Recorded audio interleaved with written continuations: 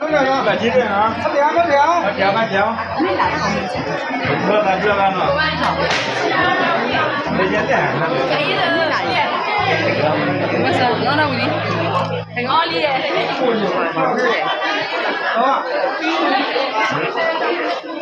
我过了几呢？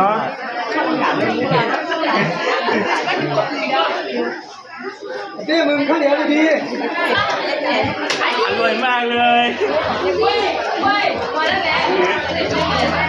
เจ๊มึงกินไหมเจ๊ไม่ดีช่วย50 แพ็คผมยาวให้ไม่มีเหรออีกหน่อยเนาะ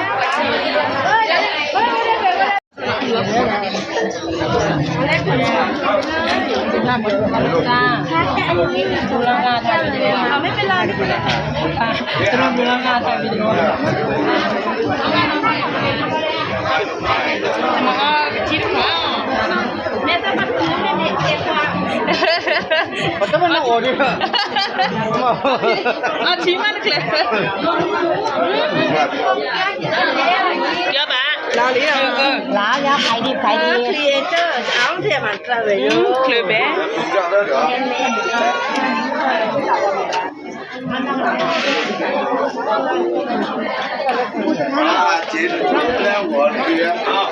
ล้วยชาหนูมองไปกินแล้วคนน่าชิมอ่ะเขาใส่ที่ไหนนี่เดี๋ยวคุณอยู่ไว้เดี๋ยวคุณเอาไปที่เองก็แพ้ตามเรื่องเหรอ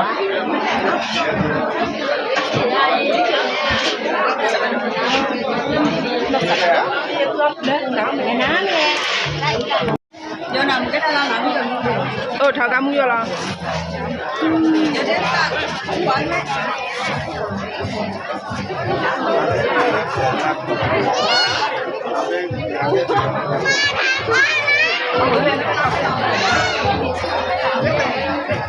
cái lọ cái lọ bò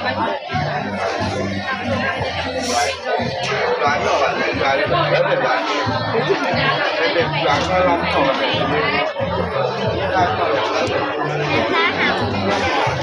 hả ta mà hàng không đi năng để ăn phá thì ăn cũng không ăn cái đấyไม่ถึงเขาโยนไปนู่นน่ะ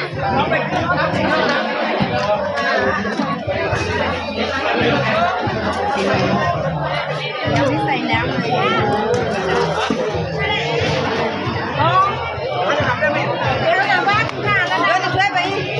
con coi quên đi không quên này quên được rồi ไปเลย20 บาทกัน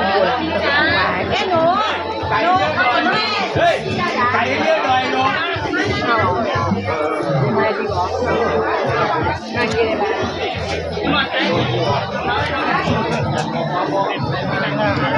ไก่เยอะเลย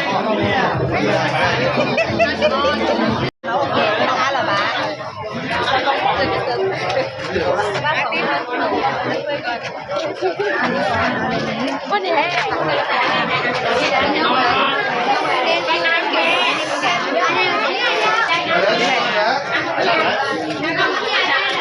สูบไปอยู่อย่าปวดพูด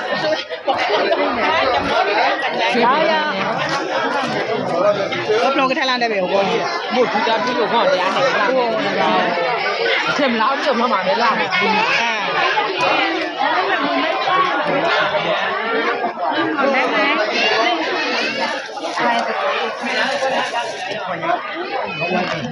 เอามาบนยอดนี่ได้ไหมคะเรายังไม่ค่ะขาเราเนี่ยยังตอนนี้มีอะไรต่อนี่ค่ะเขาลูกชิ้นค่ะวันนี้นะคะเรามาพัดลมลงทานค่ะแล้วฝันไร้ลงทานน้ำชิมโดยเจ๊เปียวนะคะไม่จ้ามีชาหรอเจ๊เปียวน้องน้ำมี3 พาราหรอก็พาชาเลอร์อร่อยมากค่ะไม่นอนจัดจานเต็มมากเราจะพูดนี่เราเนี่ยโซดาตาอยู่หอมน้อยเยอะจุดเราใส่ข้าวเลยนะหวานของฉันนี่น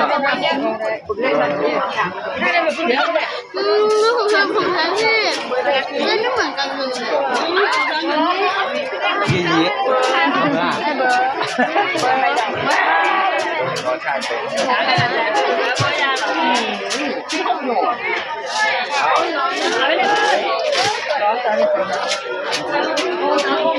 เอ๊ะเยอะกว่าเลยคุยอ่ะ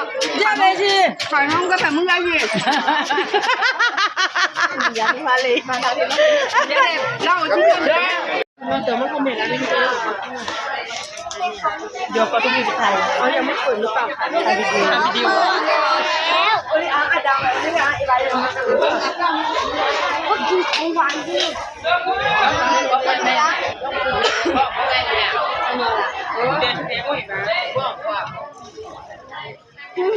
แบบน้องน่าเชื่อกันสิเนี่ยเด็กไปเรียนละ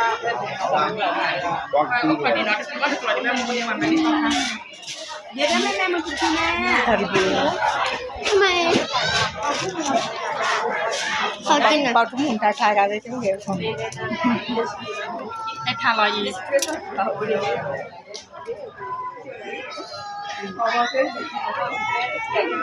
ไม่ได้ไม่ยาเนาะเขากินอย่างเงี้ยเจียมมวย ในใจว่ากินไปใส่กินได้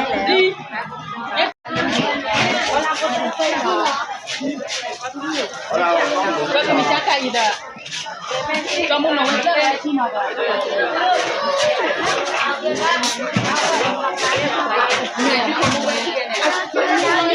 ที่ชื่อว่าเจ๊เบียวสายไทยแล้วเจ๊เบียวอะไรคะ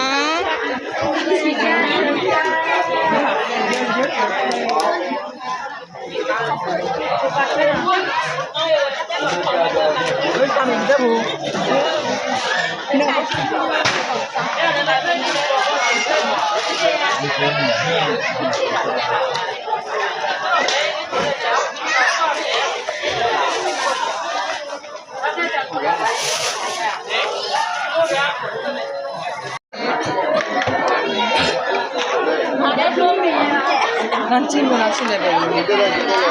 จีนั่นจริงเลยแบบไม่กี่คนเถอะมาอ๋อน่ารักเลยก็มีอย่างนี้ยิงดีอ่ะโดนลาสบายดี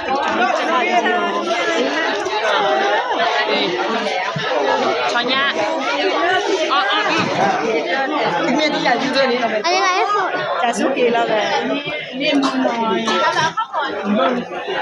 จอมดีโอล่ะเนาะ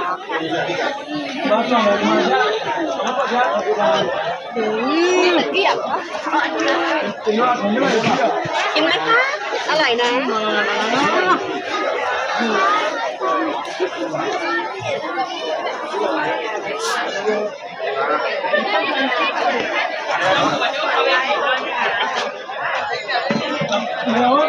ไม่ใช่เลยเนี่ย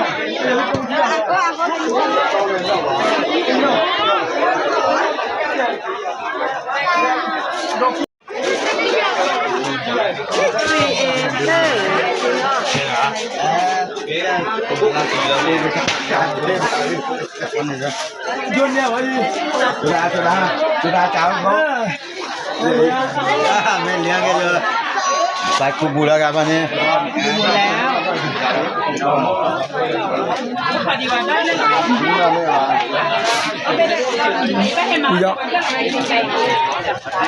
นี่วะยี่ผมรับหัวเลยฮะอะไรอย่าง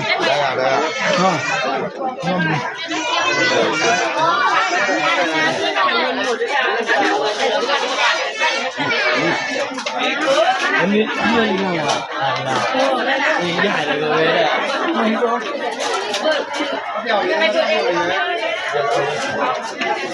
อร่อยไหมอร่อย